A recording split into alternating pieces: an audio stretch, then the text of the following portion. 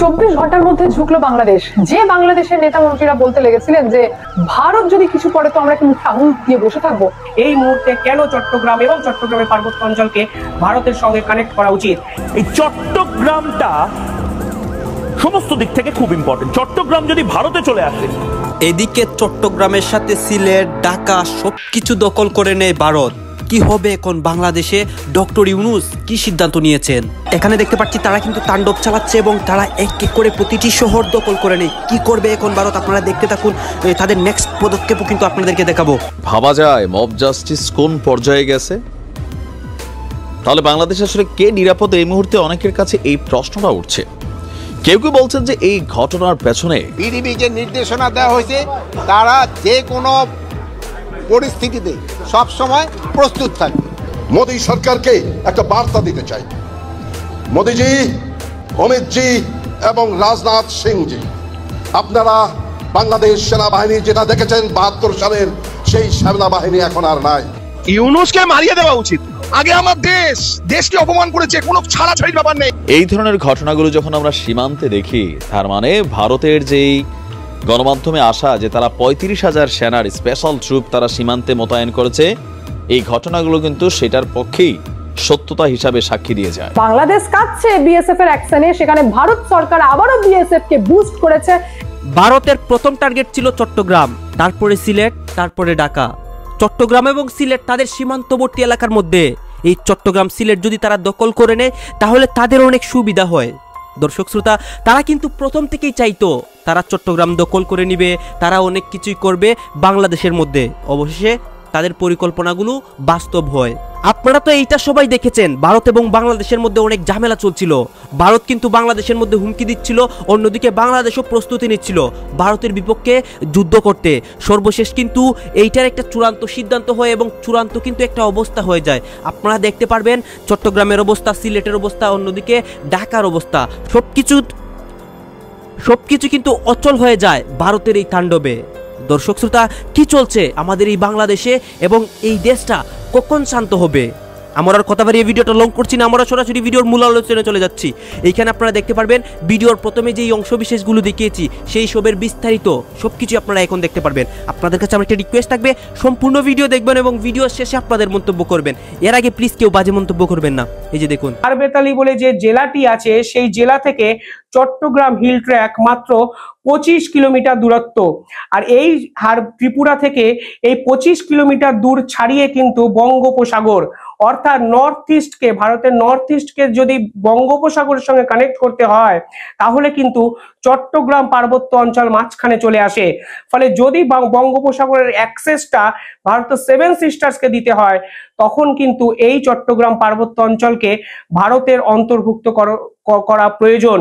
এই চট্টগ্রাম পার্বত্য অঞ্চলের প্রধানত মূল দৈর্ঘ্য হলো 13,184 স্কোয়ার কিলোমিটার। এটা প্রধানত রঙ্গমতি, খারগাছড়ি এবং বান্দারবন এই জেলাগুলো নিয়ে কিন্তু তৈরি হয়েছে। অর্থাৎ এই ফেনী অবধি, মানে ত্রিপুরার এই পার্টিকুলারলি হারবেতালি থেকে ফেনী অবধি এই 25 কিলোমিটার জায়গা কিন্তু বাংলাদেশে এই মুহূর্তে আছে, যা পার্টিকুলারলি চট্টগ্রাম পার্বত্য অঞ্চল নামে পরিচিত। কিন্তু এই চট্টগ্রাম পার্বত্য অঞ্চল যদি ভারতের সীমান্তে চলে আসে তাহলে কিন্তু সিকিউরিটির প্রশ্নে যদি বে অফ বেঙ্গল ভারতের মানচিত্রে একদম ক্লোজলি এই পার্টিকুলার জায়গায় চলে আসে, তাহলে কিন্তু শিলিগুড়ি করিডোরে সুরক্ষা কিছুটা হলেও অনেক বেশি নিরাপদ একটা জায়গায় চলে যেতে পারে। এবার এই চট্টগ্রাম পার্বত্য অঞ্চলে যে 3টে জেলা আছে, সেই জেলা পার্টিকুলারলি এই অঞ্চলটি মায়ানমার সাউথ ইস্টে বর্ডার দ্বারা ঘেরা, ত্রিপুরা এবং মিজোরাম দ্বারা কিন্তু এই পার্টিকুলার জেলাটি ঘেরা। এখানে মূলত 4টি সম্প্রদায়ের মানুষ কিন্তু বসবাস করেন: চাকমা, মারমা, ত্রিপুরা এবং ম্রো। এই সম্প্রদায়ের মানুষ কিন্তু, এই জনজাতির মানুষ কিন্তু পার্টিকুলারলি এই জায়গাটি বসবাস করেন। এরা ট্র্যাডিশনাল ঘরানার মানুষ এবং কিছু কিছু মানুষের সঙ্গে বা কিছু কিছু জনজাতির সঙ্গে 7 সিস্টার্স অর্থাৎ ভারতের নর্থ ইস্টের একাধিক জেলার কিন্তু সাদৃশ্য দেখা যায়। অর্থাৎ কিছু কিছু মানুষের সাদৃশ্য শুধু দেখার দিক থেকে নয়, কালচারাল এক্সচেঞ্জ বলুন, তারা একে অপরের সঙ্গে ভাষা বলুন, অনেক ক্ষেত্রেই কিন্তু মিলে যায়। ফলে এই জায়গাটা কিন্তু ভারতেরই একটা এক্সটার্নাল পার্ট হিসাবে অনেক ইতিহাসবিদ গণ্য করেছিলেন। এই জায়গাটা যদি ইতিহাস দেখেন তাহলে দেখবেন এই জায়গাটা কার্যত ওয়ার জোন নামে পরিচিত ছিল। পার্টিকুলারলি এখানে তিনটে সম্প্রদায়ের মধ্যে যুদ্ধ লাগাতারভাবে লেগেই থাকতো। এরা যখন আরাকান থেকে এসেছিল, অর্থাৎ এই জনজাতি যখন আরাকান থেকে এসে এই জায়গাটি দখল করে বসবাস করে, তখন এর মধ্যে আরাকান কিংডম, চাকমা কিংডম এবং তুইপাড়া কিংডমের মধ্যে প্রায় যুদ্ধ কিন্তু সারা বছর লেগে থাকতো। বর্তমানে এই জায়গাটার যে অবস্থান, সেখানে চকমা সম্প্রদায় হলো সব থেকে বড় জনজাতি বা সবচেয়ে বড় কিন্তু গোষ্ঠী। এরপরে নিঃসন্দেহে মৌ জনগোষ্ঠী কিন্তু এই অঞ্চলের সব থেকে বড়। এবার যদি ইতিহাস দেখেন তাহলে দেখবেন চট্টগ্রামের দখল কে নেবে, যত গন্ডগোল কিন্তু এই নিয়ে। ভারত এখন একটা গোয়েন্দা রিপোর্ট ভারত সরকারের কাছে পৌঁছে গেছে, রয়ের রিপোর্ট। সেখানে রিপোর্ট থেকে যে অংশটুকু মানে কাগজ পেয়েছে, সেই অংশটুকু কাগজে বেরিয়েছে। সেই কাগজের অংশ তুলে আমি আপনাদের বলছি যে আসল ঘটনাটা কি। চট্টগ্রামের ওপরে এত হামলা হচ্ছে কেন সমস্ত বাংলাদেশটা ছেড়ে, শুধু চট্টগ্রামের ওপরে কেন এত? ভারতে চট্টগ্রাম নেয়নি, তাও চট্টগ্রামে এত হামলা হচ্ছে কেন? এবার তার কারণ যেটা, সেইটা এখন কাগজে তুলে ধরা হয়েছে। এটা দিয়েছে TV9 ভারতবর্ষ, তারা তাদের ওয়েবসাইটে দিয়েছে। বাংলাদেশ আনরেস্ট, হাতের পুতুল ইউনুস আসলে নাচাচ্ছে অন্য কেউ, টপ সিক্রেট রিপোর্ট দিল্লির হাতে। বলা হচ্ছে যে বাংলাদেশের সংখ্যালঘুদের উপর নির্যাতন হচ্ছে, কিন্তু অনেকটা বাদে অধিকাংশ ঘটনায় নাকি পেছনে ধর্ম নেই, আছে রাজনীতি। সংখ্যালঘুদের অনেকেই আওয়ামী লীগ সদস্য বলেই নাকি এই ঘটনা। TV9 বাংলা এক্সক্লুসিভ ইন্টারভিউতে দাবি করেছেন ওই দেশের অন্তর্বর্তী সরকারের প্রধান মোহাম্মদ ইউনূসের মিডিয়া উপদেষ্টা শরীফুল আলম। প্রশ্ন উঠেছে, বাংলাদেশের পুলিশ প্রশাসনের উপর এই মুহূর্তে ইউনূস সরকারের আদৌ নিয়ন্ত্রণ আছে তো? কেন্দ্রের কাছে জমা পড়া টপ সিক্রেট রিপোর্টে দাবি, বাংলাদেশের প্রশাসনের উপর এই মুহূর্তে অন্তর্বর্তী সরকারের নিয়ন্ত্রণ শুধু খাতায় কলমে। বরাবরই আমি এটা বলে যাই, প্রশাসনের ওপরে ছড়ি ঘোরাচ্ছে দুটি কট্টরপন্থী সংগঠন, জামাতে ইসলামী এবং হরকাত উল জিহাদ। এই দুটোর মধ্যে এই চ্যাংড়া দুটো আছে, দুটো ভাগ করে নিয়েছে দলটা। এদের শাখা সংগঠন হিসেবে যেমন হিজাব উত তাহরির, আনসার উল বাংলা, জামাত উল মুজাহিদিন বাংলাদেশেও নিজের নিজের এলাকা সক্রিয় হয়ে উঠেছে। দুপক্ষই চাইছে এককভাবে ক্ষমতার রাশ হাতে নিতে। ফলে এলাকা দখল, সম্পত্তি তোলাবাজি নিয়ে দুপক্ষের মধ্যে চূড়ান্ত টানাপোড়েন। গোয়েন্দা রিপোর্টের আরো দাবি, এই দুই সংগঠনের লড়াইয়ের কারণে সংখ্যালঘুদের ওপর পরপর হামলা। দুপক্ষের কাছে সংখ্যালঘুরা সফট টার্গেট, কারণ সংখ্যালঘুদের ওপর হামলা হলে এলাকার জনসমর্থন হারানোর আশঙ্কা আছে। ওই টপ সিক্রেট রিপোর্টের একটা অংশ সংবাদ মাধ্যমের হাতে এসছে। রিপোর্টে বলা হয়েছে, শেখ হাসিনা ক্ষমতাচ্যুত হওয়ার পর অন্তর্বর্তী সরকারের উপর প্রভাব বাড়ানো শুরু করে জামাত। তারপর হঠাৎ করেই তাদের প্রবল প্রতিদ্বন্দ্বী হয়ে উঠে এসেছে হরকাত উল জিহাদ। ঢাকা, চট্টগ্রামের মতো বড় বড় শহরে এলাকা দখলের টানাপোড়েন শুরু হয়ে গেছে। এই যে দুটো পক্ষ আছে না, এই দুটো পক্ষ একে অপরের একেবারে কি বলে সাপে নেউলের সম্পর্ক হয়ে গেছে। কি না, আমাদের যেমন এখানে যেমন বোম্বেতে যেমন আমাদের এখানে এরিয়া দখলের ব্যাপার ছিল না, এখানেও এরিয়া দখল হয়ে গেছে, ব্যাপার হয়ে গেছে। এবং এরিয়া দখলের শিকারটা কারা হয়েছে? এরিয়া দখলের শিকারটা হয়ে গেছে আমাদের যারা হচ্ছে হিন্দু, আমাদের ভাই বোনেরা। তারা হচ্ছে এই দখলবাজির মানে শিকার। তাদের এলাকার দখল কে নেবে, তাদের মেরে ধরে তাদের সম্পত্তি কি করে নেবে, তাদের বাড়িঘর লুট কি করে করবে, তাদের জমি জমা কি করে লুট করবে, সেটা কার ভাগে কতটা পড়বে, সেটা পুরো চট্টগ্রাম এলাকাটা ঘিরে এই দুই দলের মধ্যে, ইসলামী দলের মধ্যে এখন মারপিট শুরু হয়েছে। একটা দল নিয়ন্ত্রণ করছে ওই সাজ্জিদ, আর একটা দল হচ্ছে নাহিদ। এই দুটো দল মানে দুটো গোষ্ঠী মাথাগুলো কিন্তু একসঙ্গে ঘুরে বেড়ায়, আর দুটো গোষ্ঠী নিজেদের মধ্যে মারপিট করে যা লুটপাট করছে সব এনে এক জায়গায় জড়ো করছে, তখন মাথাটা নিচ্ছে। এই হচ্ছে বাংলাদেশের টোটাল পরিস্থিতি। এই পরিস্থিতির ব্যাপারে এই সরকার কি করবে বলুন? এই সরকারের তো কোনো নিয়ন্ত্রণ নেই। ইউনিট সরকারের হাতে কিচ্ছু নেই। ইউনিট সারাক্ষণ গালে হাত দিয়ে বসে থাকে। ওকে যে যা বলে, ওই চ্যাংড়াগুলো যা বলে, ওই চ্যাংড়াগুলো কথা অনুযায়ী তিনি চলেন, তার কিছু করার নেই। আজকে আমাদের পররাষ্ট্র সচিব তিনি ঢাকা যাচ্ছেন। তিনি ঢাকা গিয়ে এবার কথাবার্তা বলে ব্যবস্থা করবেন। যদি কাজ হলো তো হলো, বা যুদ্ধের এই যে ভূতটা মাথায় চেপেছে, সে ভূতটা নামে তো নামলো, বোঝাতে যাচ্ছে। যদি নামে নামবে, আর যদি না নামে, তাহলে পরে আল্লাহ ভরসা, যা হয় দেখা যাবে। সময়ের ওপর ছেড়ে দিন, সময় সবকিছু বলবে। আমি বলছি না যুদ্ধ হবে, আমি বলছি না যুদ্ধ হবে না। যা হবে সময়ের উপর নির্ভর করছে, যা সরকার সিদ্ধান্ত নেবে তাই হবে। আমরা দেখবো কোনি। আমি আমার মতো খবর করবো, আপনারা খবর যারা দেখেন তারা খবর দেখবেন। বাংলাদেশের টাকা পয়সা নষ্ট থেকে শুরু করে ফারাক্কার ব্যারেজের জল ছাড়া থেকে শুরু করে বিভিন্ন ক্ষেত্রে সার্জিক্যাল স্ট্রাইক হতে পারে। এর মানে এটা নয় যে ভারত থেকে ট্যাঙ্ক নিয়ে গিয়ে ওই দেশে অ্যাটাক করতে হবে। এটা বোঝা উচিত প্রথম। এবং সব থেকে বেশি ইম্পর্টেন্ট হচ্ছে যে ভারতীয় যেখানে ম্যাচিওর লোকজন বাস করে এবং বুদ্ধিমান গভর্নমেন্ট রয়েছেন, তারা জানেন যে বাংলাদেশের এই পরিস্থিতির সৎ ব্যবহার এবং সুযোগ সন্ধানী লোকজনরা সীমান্ত এরিয়াতে নার্কোটিক ড্রাগ থেকে শুরু করে গরু পাচার থেকে শুরু করে বিভিন্ন রকম নোট আদান প্রদান, অর্থাৎ নোট ছাপানো থেকে শুরু করে গোল্ডের স্মাগলিং থেকে শুরু করে সমস্ত কিছু সীমান্ত এরিয়াতে বেড়ে যেতে পারে। সেই কারণে আমাদের মেন ইম্পর্টেন্ট যেটা হচ্ছে সেটা হচ্ছে ইন্দো বাংলাদেশ বর্ডারকে ফুললি সিকিউর করা, যেখানে শুধুমাত্র মুর্শিদাবাদ নয়, ত্রিপুরা, মেঘালয় থেকে শুরু করে এই যে আপনাদের আসাম, এই সমস্ত বর্ডারে প্রচুর পরিমাণে বিএসএফ কে মোতায়েন করা হচ্ছে। এবং সব থেকে যেটা ইম্পর্টেন্ট সেটা হচ্ছে মুর্শিদাবাদ এরিয়াতে বিএসএফ কে 0 পয়েন্টে মোতায়েন করা হচ্ছে। কারণ এতদিন পর্যন্ত মুর্শিদাবাদের বেশ কিছু এমন এরিয়া রয়েছে যেখানে কাঁটা তার দেওয়া নেই। সেই কারণে গরু পাচারকারীরা ইজিলি বাংলাদেশ থেকে তার টপকে বা তার না টপকে এমনি ঢুকে পড়তো।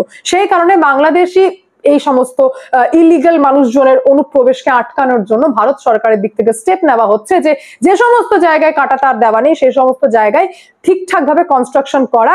এবং এতদিন পর্যন্ত বিএসএফ মুর্শিদাবাদের যে সমস্ত এরিয়াতে 100 মিটার দূরে মোতায়েন থাকতো তাদেরকে সেখান থেকে তুলে এনে পরিষ্কারভাবে 0 পয়েন্টে মোতায়েন করা হচ্ছে। অর্থাৎ বাংলাদেশ ভারত বর্ডারের পুরো 0 পয়েন্টে মোতায়েন করা হচ্ছে, যার জন্য বিএসএফ এর ডিজি অনিল কুমার সিনহা রাতারাতি জানিয়েছেন যে there are 3 battalions in Murshidabad where there is a problem of char land.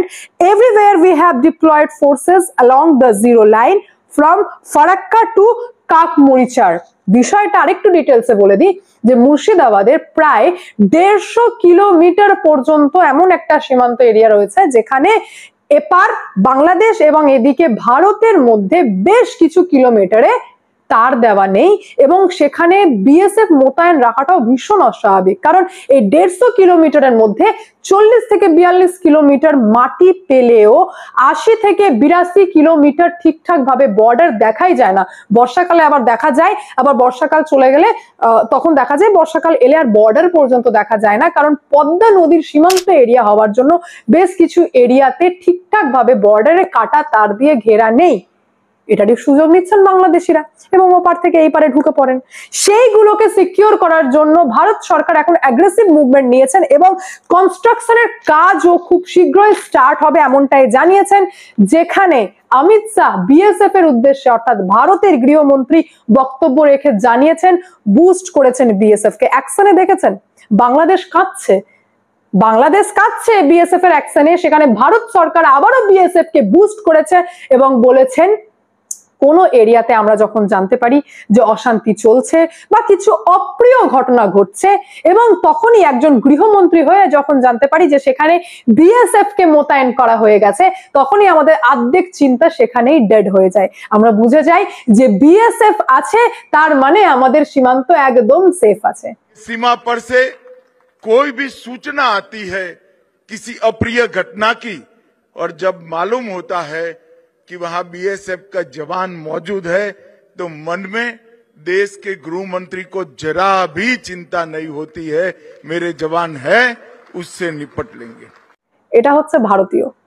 আর বাংলাদেশি তো নিজের ক্রিকেটারদেরকে নিয়ে পর্যন্ত হাসি উড়ায় এবং যাচ্ছে তাই ভাবে জোক মারে। এবং আপনারা বুঝে যাবেন যে দুদিন পর দেখতে পাবেন যে বিজেপির ওপরেই বাংলাদেশি কট্টরপন্থী যারা ভারতের সাথে যুদ্ধ করতে চায় তারা বিজেপির সঙ্গে যুদ্ধ করতে লাগবে। এই তো পরিস্থিতি বাংলাদেশে। যাই হোক, সেই বিষয়ে যাবো না। মেন বিষয় আমি আপনাদের সামনে যাই যে অমিত শাহ নিলেন না অ্যাকশন বিএসএফ এর ওপর, যেখানে বিএসএফ ফেরও বাংলাদেশি অনুপ্রবেশকারীকে রাবার বুলেট ছুড়ে থোবড়া চেঞ্জ করে দিয়েছে। যাই এবার বাংলাদেশের পলিটিক্সে, যেমনটা আপনাদেরকে বলেছিলাম যে বাংলাদেশে আওয়ামী লীগকে রেস্ট্রিক্ট করলেও আওয়ামী লীগের 50 লক্ষেরও বেশি নেতা এবং সাপোর্টাররা রাস্তায় নেমেছেন। বাংলাদেশে যেখানে তাদের মিটিং করা বন্ধ, সমাবেশ করা বন্ধ, মিছিল করা বন্ধ, তারপরেও তারা কিন্তু ফেরও শেখ হাসিনাকে ফিরিয়ে আনতে সাধারণ মানুষের বাড়ি বাড়ি পৌঁছে, অর্থাৎ ডোর টু ডোর গিয়ে বোঝাচ্ছেন যে দেখুন বাংলাদেশে একটা জোকারের সরকার চলছে এবং কি পরিস্থিতিতে নিয়ে গেছে এই সরকার।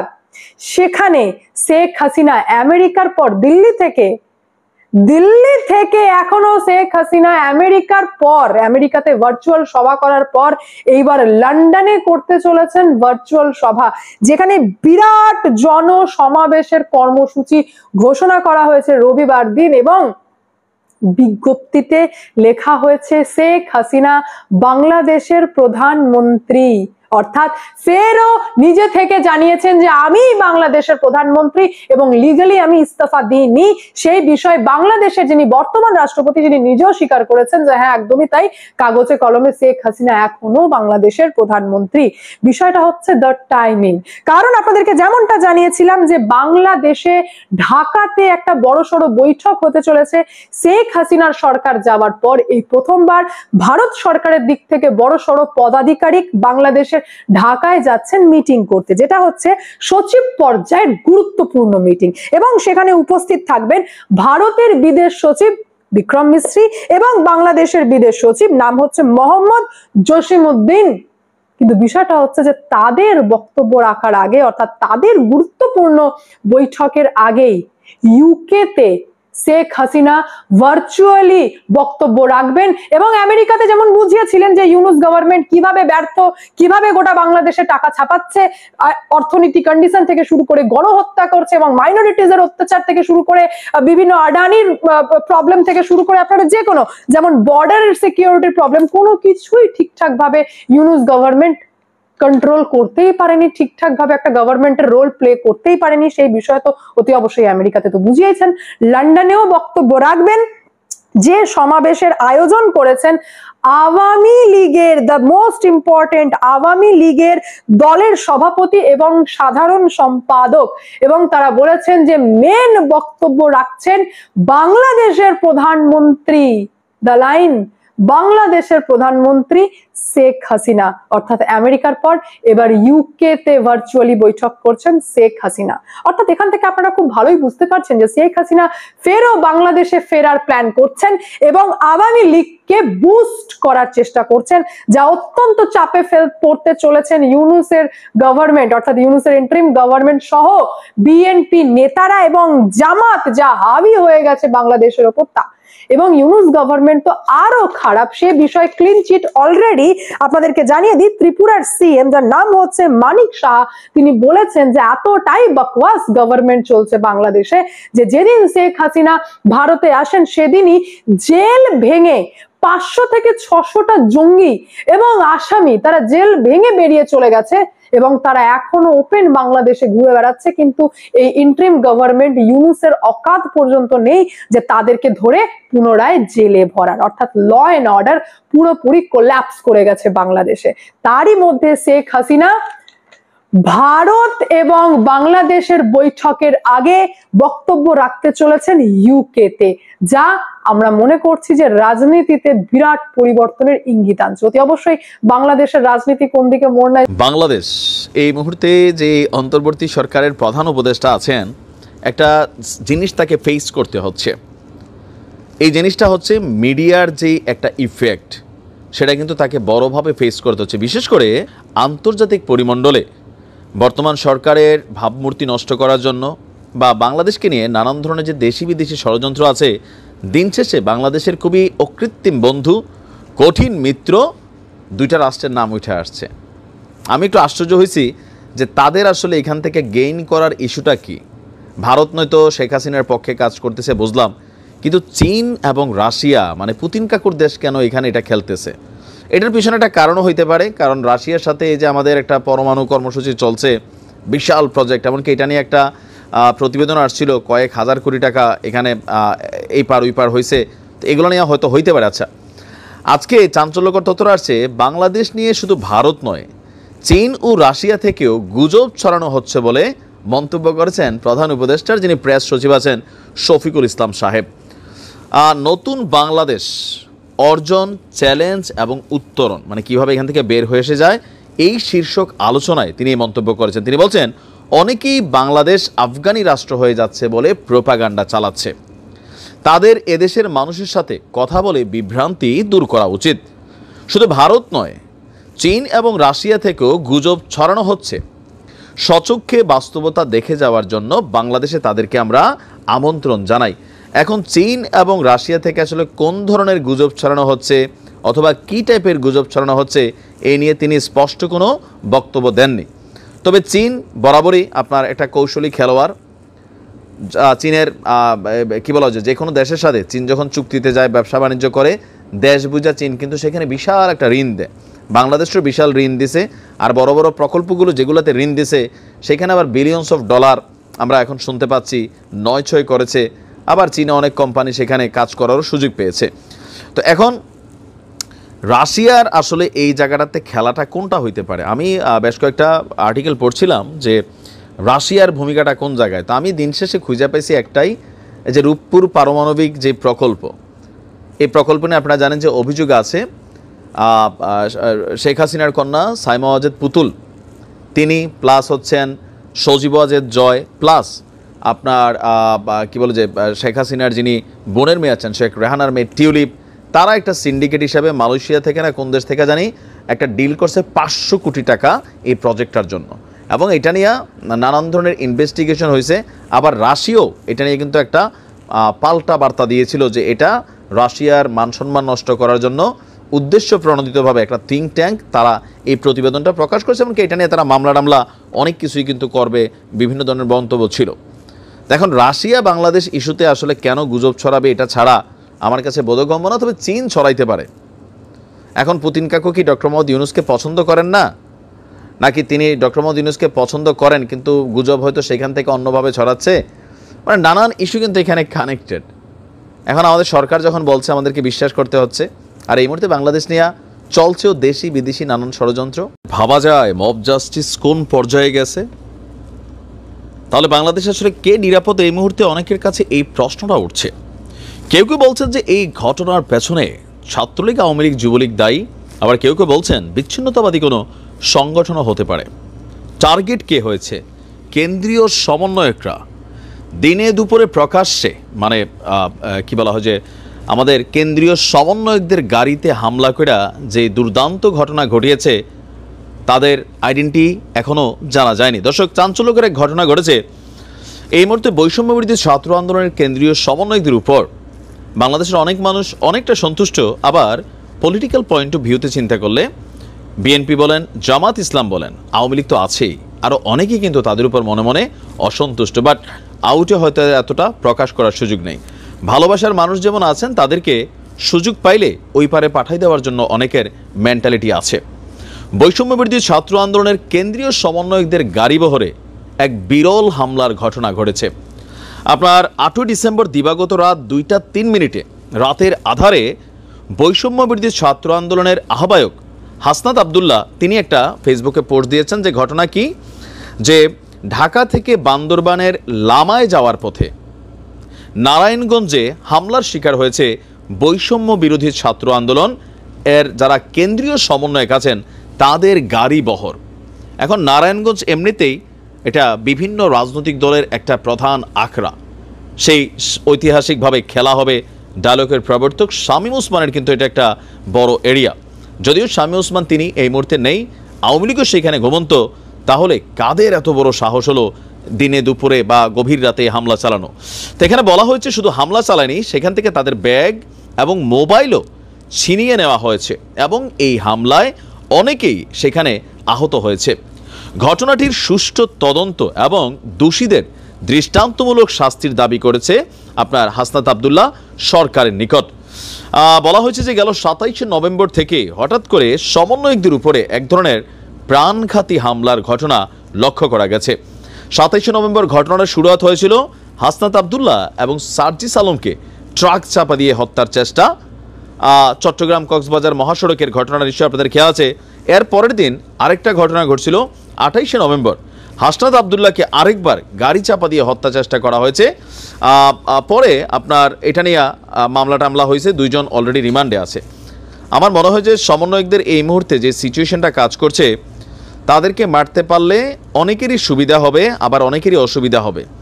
যেমন যে কোনো সমন্বয়ক এরকম অদৃশ্য হামলায় বা গভীর রাতে বা মব জাস্টিস লেভেলের কোনো ঘটনায় যদি আল্লাহ না করুক কোনো দুর্ঘটনা ঘটে যায়, প্রথমে সোজা দোষটা যাবে, চোখ বন্ধ করে সবাই বলবে এটা আওয়ামী লীগের কাজ।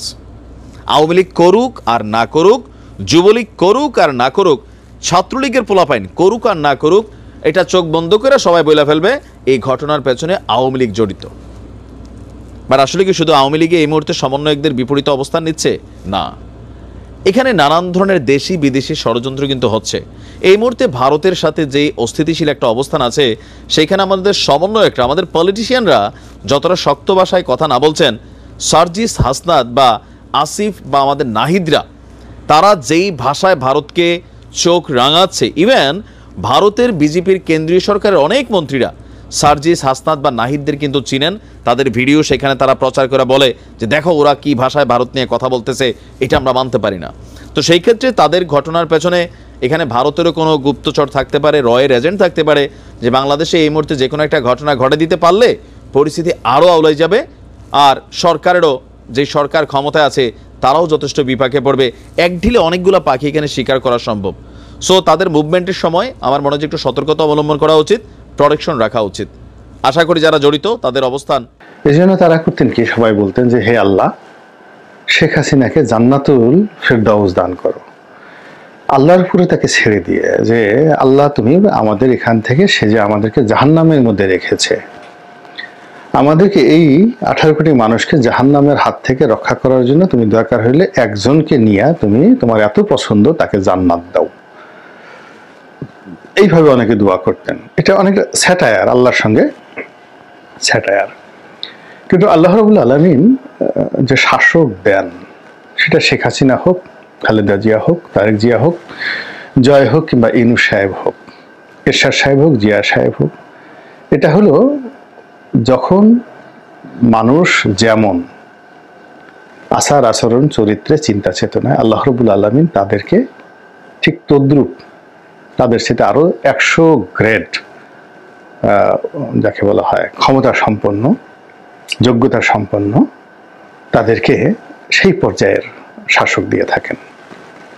মানুষ যদি সবাই মনে করে যে ধান্দাবাজি করব, সবাই যদি মনে করে একটু আইল ঠেলে ওর জমি দখল করব, সবাই যদি মনে করে যে খুব সহজে বিয়ে না করে পরকিয়া করব, সবাই যদি মনে করে যে না আমি কাজকর্ম বেশি এটা করবো না, সুযোগ পেলে ব্যাংক ডাকাতি করব, তাহলে দেখবেন যে এই যে মন মানসিকতা, সবাই যদি মনে করে আমরা পরিশ্রম করব না, শুয়ে শুয়ে খাবো, সারাদিন শুয়ে থাকবো, তারপরে খাবো।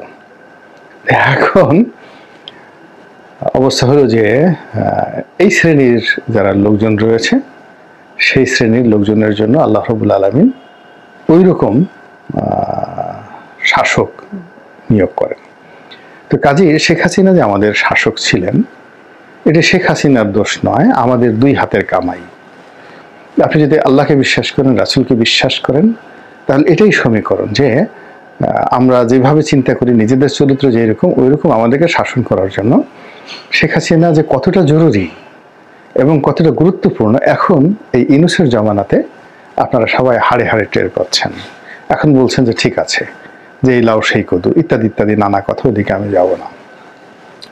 তো শেখ হাসিনার পতন কেন হলো, এগুলো নিয়ে কিন্তু বিভিন্ন জনে বিভিন্ন কথাবার্তা বলছেন।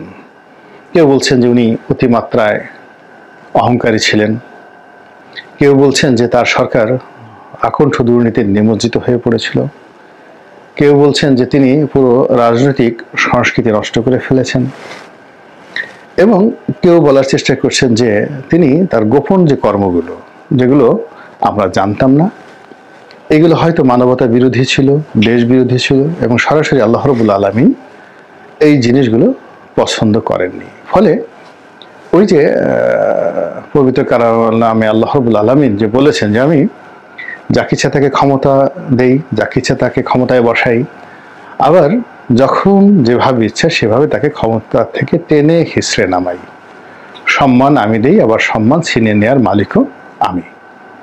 তো সেই দিক থেকে শেখ হাসিনাকে ক্ষমতায় বসিয়েছেন আল্লাহ রাব্বুল আলামিন, আর তাকে এই ক্ষমতা থেকে টেনে হিসড়ে নামিয়েছেন সেটাও আল্লাহ রাব্বুল আলামিন। এখানে আমরা যে গণ অভ্যুত্থান দেখি, ছাত্রদেরকে দেখি, এগুলো একটা প্রকৃতির লীলা খেলা। এই ছাত্রদের হঠাৎ করে এত সাহস হলো কি করে? এরপরে বাকি যে সমস্ত মানুষজন শেষের দিকে সে সাহসী হলেন, তো বিশেষ করে গৃহবধূ, সাধারণ শিক্ষক, শিক্ষয়িত্রী, অভিভাবক, যারা কখনোই জীবনে কোনো ঝামেলার মধ্যে জড়াননি। যেমন ধরুন সেই 5ই আগস্টের অনেক আগে জাহাঙ্গীরনগর বিশ্ববিদ্যালয়ের এক নারী অধ্যাপিকা, তিনি বঙ্গবন্ধুর ছবি, শেখ হাসিনার ছবি নামিয়ে ফেললেন। তিনি একটা বিভাগের প্রধান ছিলেন, তো সেখানে শেখ হাসিনার ছবি রাখতে হয়, তিনি প্রকাশ্যে ঘোষণা দিয়ে নামিয়ে ফেললেন। আমি সেই ভদ্রমহিলার সঙ্গে পরে পরিচয় হয়েছে। একেবারে শান্তশিষ্ট সাধারণ একজন ভদ্রমহিলা, জাহাঙ্গীরনগরের টিচার, কিন্তু তার এই সাহসটা এলো থেকে আল্লাহ তাকে ওই সময়টাতে ওভাবে সাহসী করে তুলেছিলেন। ঢাকা বিশ্ববিদ্যালয়ের অনেক শিক্ষার্থী, তারা কখনো নেতৃত্বে আসেননি, কোনো হলের প্রভোস্ট হতে চাননি, কখনো প্রক্টর হওয়ার জন্য চেষ্টা করেননি, এমনকি বিশ্ববিদ্যালয়ের শিক্ষক রাজনীতিতেও তারা গুরুত্বপূর্ণ ব্যক্তি ছিলেন না, কিন্তু দেখা গেল তারা নেমে এসেছেন ছাত্রদের সঙ্গে। কিন্তু পরিচিত যারা বিএনপি প্যানেলের নেতা, আওয়ামী লীগ প্যানেলের নেতা, আপনি দেখেন তো তাদের কাউকে এই আন্দোলনের সময় আপনারা দেখেছেন কিনা? সাধারণ মানুষ নেমে এসেছে।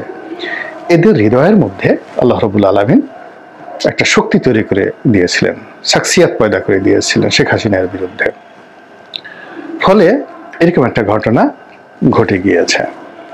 তো যখন এরকম ঘটনা আল্লাহ রাব্বুল আলামিন ঘটান, সেটা কখনো পৃথিবীতে আবাবিল পাখির রূপে আসে, আবার শেখ হাসিনার মতো মানুষ কখনো আব্রাহার বাদশা হয়ে যান, বাদশা আব্রাহা হয়ে যান। এবং এই রকম ঘটনা যখন ঘটে, এইরকম ঘটনা যখন ঘটে, তখন প্রকৃতিতে আপনার যখন পতন হবে, সেই পতনের যে চিহ্নগুলো সেগুলো প্রকৃতিতে ফুটে ওঠে। আমি বহুবার বিভিন্ন টক শোতে আকার ইঙ্গিতে বলার চেষ্টা করেছি, বিশেষ করে ফ্রেঞ্চ রেভলিউশন সম্পর্কে। ফ্রান্সের যারা শাসক গোষ্ঠী, তারা শেখ হাসিনার চেয়ে 1000 গুণ শক্তিশালী ছিল, এবং তারা শত শত বছর ধরে সেই পুরো ফ্রান্স এবং আশেপাশের রাষ্ট্রগুলো শত শত বছর ধরে তারা শাসন করেছিল লুই পরিবার। তা আপনি চিন্তা করেন যে এক একজনে যদি 50 বছর করে শাসন করে থাকে, সেই 1600 লুই মানে 16তম লুই, তাহলে প্রথম লুই থেকে 16তম লুই 800 বছর তো এখানেই চলে গেছে। এরকম একটা শক্তিশালী সাম্রাজ্য, যার পতন হবে কেউ কখনো কল্পনা করতে পারেনি। কিন্তু সাধারণ মহিলারা তারা রাস্তায় নেমে এলো, তাদের সবার হাতে রুটি যে বানানোর যে বেলুন, আমরা যেটাকে বেলুন বলি বা বেলনি বলি, ওটা নিয়ে রাস্তায় নেমে এলো। এর কারণ হলো পুরুষরা সব শক্তি হারিয়ে ফেলেছিল, সৈনিকরা সব যাকে বলা হয় রাজার তাবেদার হয়ে গেছিল, এবং রাজার বিরুদ্ধে কথা বলার মতো কোনো কণ্ঠ ছিল না। তো হঠাৎ করে পাউরুটির দাম বেড়ে গেল, রুটির দাম বেড়ে গেল, আটার দাম বেড়ে গেল, ময়দার দাম বেড়ে গেল। তো মহিলারা বিদ্রোহী। আপনারা তো দেখলেন এখানে কি কথা হচ্ছে। ভারতের অনেক যারা নেতাকর্মী রয়েছে, যারা উপস্থাপক আছে, তারা কিন্তু সরাসরি বলতেছে বাংলাদেশকে হুমকি দিচ্ছে, এবং বাংলাদেশকে কখন তারা দখল করবে, কখন তারা আক্রমণ করবে, কখন মানে বাংলাদেশকে একবার শেষ করে দিবে, এইসব কথা তারা বলতেছে। দর্শক শ্রোতা, অন্যদিকে বাংলাদেশও কিন্তু বসে নাই, বাংলাদেশও প্রস্তুতি নিচ্ছে যুদ্ধের জন্য, এবং বাংলাদেশকে অনেকে সহযোগিতা করতেছে। গাইজ, এইসবই কিন্তু আমরা এতক্ষণ দেখেছি, এবং সবাই কিন্তু এইসবেরই আলোচনা এবং সমালোচনা করছিল। দর্শক শ্রোতা, এতক্ষণ আপনাদেরকে যা কিছু দেখিয়েছি সবকিছু কিন্তু আমরা সোশ্যাল মিডিয়া থেকে সংগ্রহ করেছি। এখানে আমাদের নিজস্ব কোনো মন্তব্য নেই। এইসব দেখে আপনাদের কি মন্তব্য এবং আপনাদের কি মনে হচ্ছে এটা কিন্তু আপনারা অবশ্যই কমেন্ট বক্সে লিখে যাবেন। এবং আপনাদের কাছে আমার একটা রিকোয়েস্ট থাকবে, আমার চ্যানেলটি সাবস্ক্রাইব করবেন এবং পাশে থাকা বেল আইকনটি অবশ্যই বাজিয়ে যাবেন, যাতে করে নেক্সট ভিডিওটা সবার আগে আপনাদের কাছে পৌঁছায়। ধন্যবাদ।